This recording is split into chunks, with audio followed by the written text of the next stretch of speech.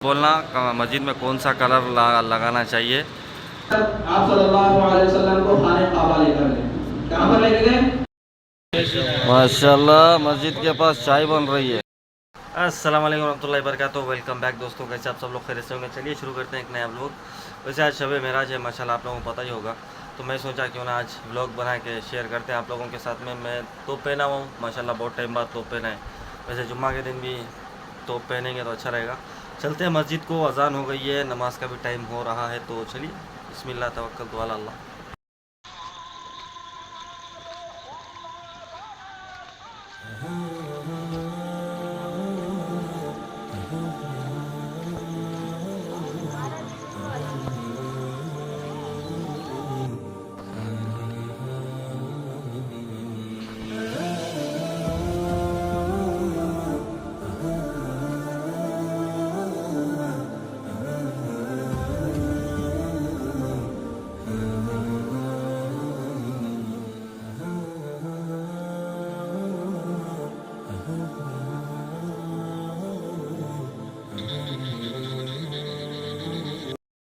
ہانی جو کہ آپ صلی اللہ علیہ وسلم کی چچا زاد بہن ہے اور حضرت علی کی بہن، ان کے گھر پہ آپ صلی اللہ علیہ وسلم آرام فرما رہے تھے۔ اب یہاں پر ایک بات یہ بھی بتلا دینا ہے کہ چچا زاد بہن کے ساتھ پردہ ہے کہ نہیں۔ میرے بھائی بزرگوں دوستو، ہمیں چچا زاد بہن کے ساتھ بھی پردہ کرنا ہے۔ آپ صلی اللہ علیہ وسلم کے دور میں اس وقت پردے کا حکم نازل نہیں ہوا جب آپ صلی اللہ علیہ وسلم وہاں پر آرام فرما رہے تھے۔ وہاں سے حضرت جبرائیل علیہ السلام لے کر آپ صلی اللہ علیہ وسلم کو خانہ کعبہ لے کر گئے۔ کہاں پر لے گئے؟ خانہ کعبہ میں۔ خانہ کعبہ میں حتیم ہے، جو لوگ وہاں پر گئے ان لوگوں کو معلوم حتیم کس چیز کو بولتے ہیں۔ خانہ کعبہ جو چار دیواری والے ہمیں گھر نظر آتا اس کو خانہ کعبہ بولتے ہیں، اور اس کے ہی اطراف سے ایک دیوار اٹھی ہوئی ہے اسے حتیم بولتے ہیں۔ میرے بھائیو، حتیم بھی خانہ کعبہ ہی کا حصہ ہے، وہ خانہ کعبہ سے کچھ الگ نہیں ہے۔ وہاں پر حضرت جبرائیل علیہ السلام آپ صلی اللہ علیہ وسلم کو لے جا کر لیٹا کر سینے مبارک کو چاک کیا، یہاں سے لے کر یہاں تک آپ صلی اللہ علیہ وسلم کے بدن مبارک کو چاک کر کے دل کو نکال کر اس کو زمزم کے پانی سے 3 مرتبہ دھوئے۔ دھونے کے بعد جنت سے ایک نور لے کر آئے تھے، اس نور کو آپ صلی اللہ علیہ وسلم کے سینے میں ڈال کر پھر سینے کو جیسے کہ ویسے ہی بند کر دی۔ اللہ کے حکم سے جھکا تو ہو گیا، جیسے آج کل ہم اگر آپریشن کر کے آگے لگائیں گے تو نشانیں نظر آتی، لیکن وہاں پر ایسا کچھ نہیں ہوا، وہ ایک معجزہ تھا۔ اس کے بعد آپ صلی اللہ علیہ وسلم کو براق نامی سواری پر سوار کر کے سب سے پہلے مدینہ منورہ لے کر گئے۔ وہاں پر آپ صلی اللہ علیہ وسلم نے 2 رکعت نماز پڑھی، اس کے بعد اور ایک 2 مقام پر براق کے ذریعے سے پہنچے۔ اس کے بعد آپ صلی اللہ علیہ وسلم مسجد اقصی میں پہنچے براق کے ذریعے سے۔ مسجد اقصی ہمارا پہلا قبلہ ہے، ہمارا سب سے پہلا قبلہ مسجد اقصی ہے جو کہ فلسطین کے اندر ہے۔ دعا کیجیے اس کے لیے بھی، آج وہاں پر بھی مسلمانوں پر بہت ظلم و ستم ہوا، لیکن وہاں کے بھی اول درجے کے مسلمان ہیں، تن من دھن قربان کر کے بھی اپنے قبلہ اول کو نہیں چھوڑ رہے۔ ان کے لیے بھی ہمیں ہر وقت ہمیشہ اپنے دعاؤں کو یاد کرنے کی ضرورت ہے۔ وہاں پر آپ صلی اللہ علیہ وسلم نے تمام نبیوں کی امامت فرمائی۔ کیا کیا وہاں پر؟ براق کو باندھ کر آپ صلی اللہ علیہ وسلم کی ابتدا میں جتنے بھی نبی آئے اس دنیا میں، حضرت آدم علیہ السلام سے لے کر حضرت عیسیٰ علیہ السلام تک، ہر ایک نبی نے آپ صلی اللہ علیہ وسلم کی ابتدا میں نماز پڑھی۔ اس کے بعد وہاں سے اور سفر شروع ہوا، پہلے آسمان پر پہنچے، نماز پڑھنے کے بعد پورے انبیاء کرام اپنی اپنی جگہ پر پہنچ چکے تھے۔ وہ انبیاء بھی جو آسمان سے آئے تھے اور وہ بھی جن کا اس دنیا میں انتقال ہوا اپنے مقبرے میں چلے گئے تھے، وہ تمام حضرات نماز پڑھنے کے بعد اپنے اپنے جگہوں پر پہنچ گئے۔ جب آپ صلی اللہ علیہ وسلم پہلے آسمان پر پہنچے تو وہاں پر آپ صلی اللہ علیہ وسلم کی ملاقات حضرت آدم علیہ السلام سے ہوئی، دوسرے آسمان پہ حضرت یحییٰ علیہ السلام سے ہوئی، تیسرے آسمان پہ حضرت یوسف علیہ السلام سے ہوئی، اسی طرح ملاقاتیں ہوتی گئی۔ چھٹے آسمان پہ حضرت آپ صلی اللہ علیہ وسلم کی ملاقات حضرت یوسف علیہ السلام سے ہوئی۔ اس کے بعد حضرت جبرائیل علیہ السلام نے آپ صلی اللہ علیہ وسلم کو 7ویں آسمان پر لے جا کر، ایک حد ہے جس کو سدرۃ المنتہا کہا جاتا ہے، وہاں پر لے جا کے حضرت جبرائیل علیہ السلام چھوڑ دی اور کہنے لگے اللہ کے نبی اب اس کے آگے میں نہیں جا سکتا، اس کے آگے میں اب نہیں پہنچ سکتا، اگر ایک قدم یہاں سے میں آگے بڑھاؤں گا تو میرے پر اللہ کے نور سے جل جائیں گے۔ پھر وہاں سے آپ صلی اللہ علیہ وسلم اللہ کی ملاقات کے لیے نکلے۔ 70,000 نور کے پردے تھے، وہ سب ہٹنے کے بعد آپ صلی اللہ علیہ وسلم کی ملاقات اللہ رب العالمین سے ہوئی، اپنے محبوب سے ہوئی۔ وہاں پر اللہ رب العالمین نے اپنے محبوب کو ایک تحفہ دیا. کیا تحفہ ہے؟ نماز کا. اللہ رب العالمین نے ہر نبی کو ایک تحفہ دیا. اس طرح آپ صلی اللہ علیہ وسلم نے بھی وہاں پر کہا ہے اللہ آپ نے ہر نبی کو ایک تحفہ عطا فرمایا, مجھے بھی تحفہ دیجیے. تو اللہ نے فرمایا ہے نبی آپ کو تو تحفہ پہلے ہی مل گیا. کیا تحفہ دیا اللہ نے آپ صلی اللہ علیہ وسلم کو کہ اپنے نام کے ساتھ اللہ کے نبی کے نام کو تا قیامت تک کے لیے فکر کر دی. حضرت آدم علیہ السلام آئے, ان کا بھی یہ کلمہ تھا. ان کا کلمہ کب تک تھا؟ جب تک کہ دوسری شریعت نہیں آئی. جب دوسری شریعت آئی, جب دوسرے نبی آئے تو ان کا کلمہ منسوخ ہو گیا. اس کے بعد تیسرے نبی آئے, ان سے اوپر والوں کا کلمہ شریعت ختم ہو گئی. لیکن میرے اور آپ کے نبی صلی اللہ علیہ وسلم کو اللہ نے اس دنیا میں آخری نبی بنا کر بھیجا, اور جو شریعت دی اور جو کلمہ دیا وہ کلمہ قیامت کے دن تک رہنے والا ہے. پھر اس کے بعد آپ صلی اللہ علیہ وسلم کو اللہ رب العالمین نے تحفہ دیا, نماز کا تحفہ. وہاں پر اور بھی بہت ساری اللہ کے نبی کی اور اللہ کی گفتگو بھی, جس میں اللہ آپ صلی اللہ علیہ وسلم نے التحیات للہ والصلوات والطیبات یہ کلمات پڑھے. تو اللہ رب العالمین نے وہاں پر آپ صلی اللہ علیہ وسلم کو سلام پیش کیا. سلام کیا ہے؟ ہم پڑھتے ہیں تحیات میں السلام علیکہ ایھا النبی ورحمۃ اللہ وبرکاتہ, پڑھتے ہیں ہم سب.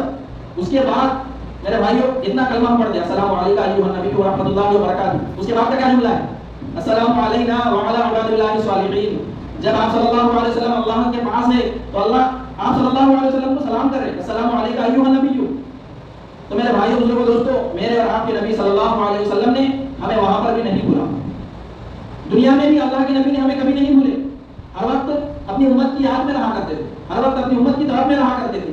جب قیامت قائم ہوگی یہ امت ہر نبی کے پاس جائیں گی. ہر نبی کیا کہیں گا؟ یا رب نفسی یا رب نفسی, میرے نفس کا کیا عالم ہوں گا, میرے نفس کا کیا عالم ہوں گا. لیکن ایک ہمارا اور آپ کا نبی ہوں گا جو سجدے میں پڑا ہوا ہوں گا اور کیا کہیں گا؟ یا رب امتی یا رب امتی. یہ تو دنیا میں بھی نہیں چھوڑے, آخرت میں بھی نہیں چھوڑیں گے. لیکن جب اللہ سے ملاقات کا وقت ہے, اگر ہم ایم ایل اے کے پاس ہے اور ہماری اور اس کی گفتگو چل رہی تو ہم تیسرے آدمی شامل کرتے کیا؟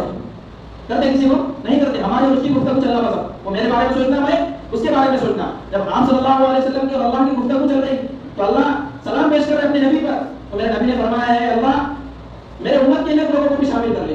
السلام علینا وعلی عباد اللہ الصالحین, تیرے نیک بندوں کو بھی سلام کے اندر شامل کر لے.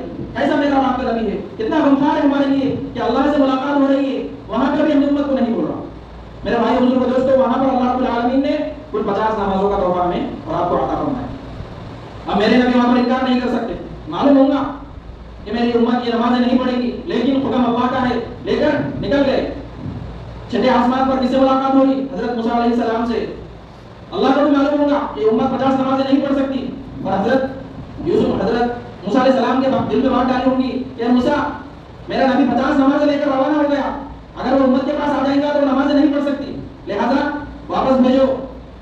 دل میں بات ڈالا ہوگا. حضرت موسیٰ علیہ السلام سے ملاقات ہوئی, سلام کلام ہوا, بات چیت ہوئی.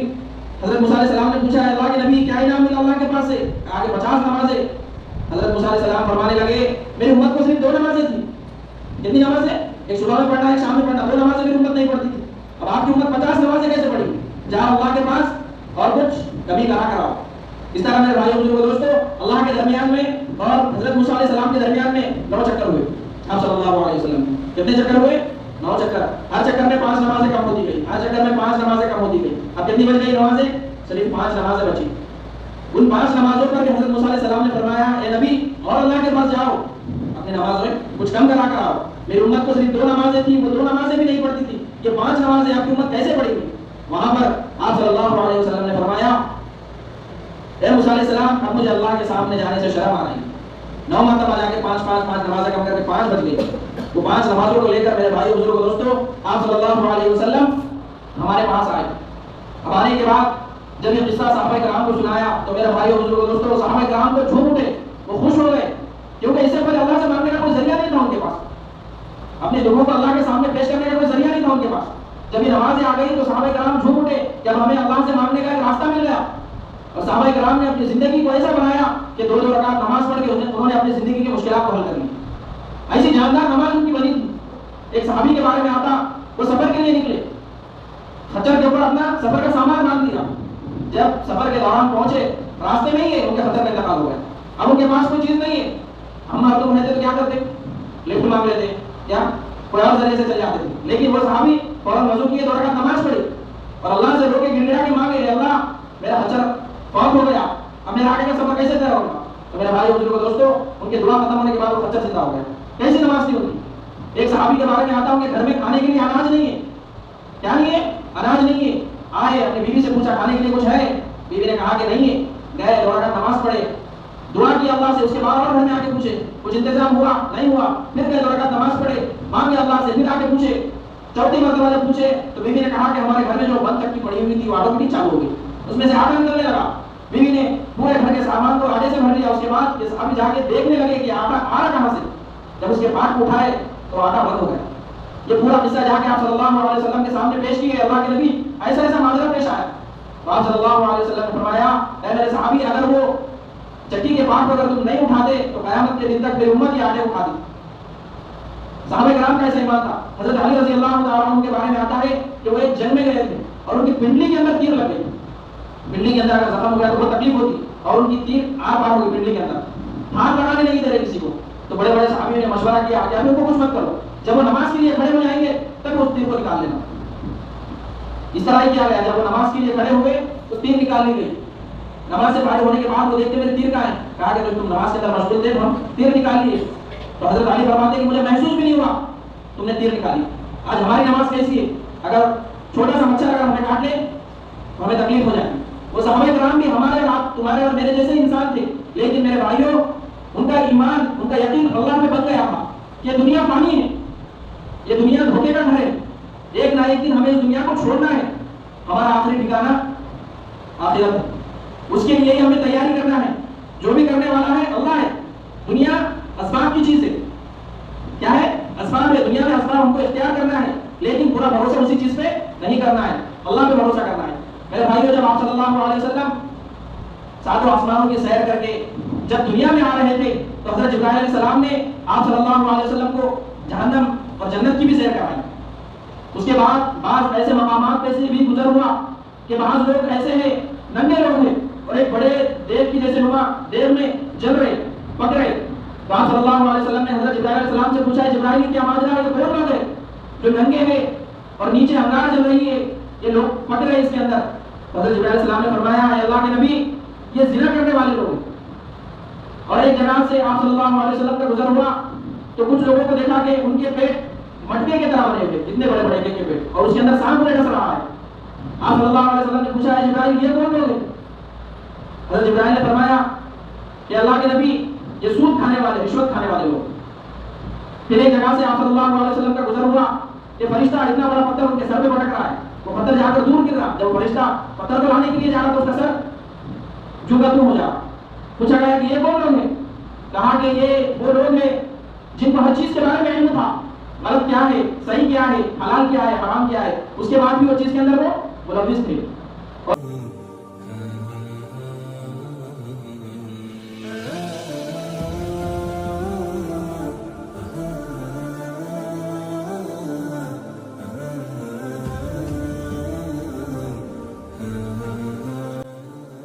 माशाल्लाह, मस्जिद के पास चाय बन रही है।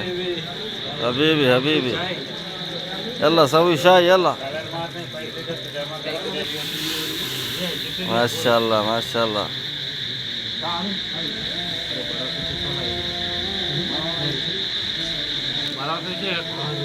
डालो डालो डालो।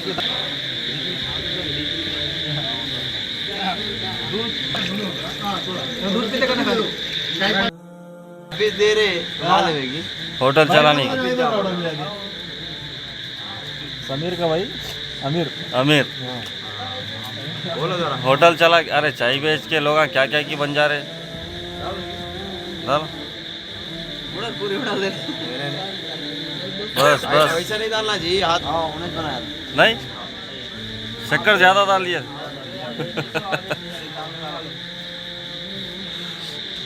बन गई चाय? नहीं बनी, नहीं बनी। अरे वो उनको दे दो ना, खालू को दे दिए दे दिए। पत्ती का है? हां दे उड़ाई। माशाल्लाह, सब मेरा दोबारा को सब लोगों को।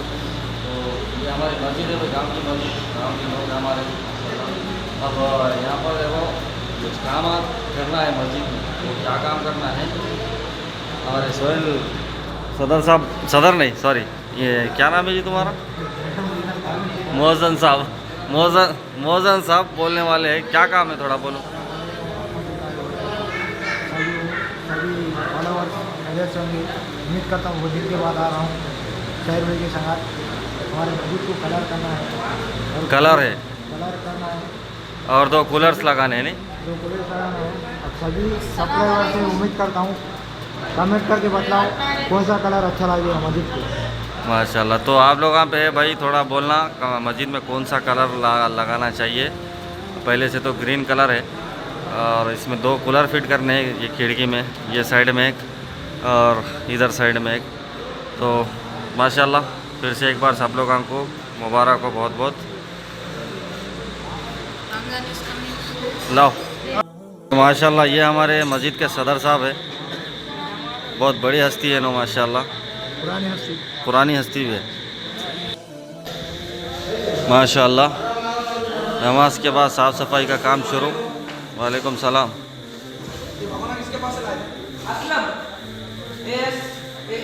चलो भाई लोग, सबको मुबारक, मासलामा। वालेकुम सलाम।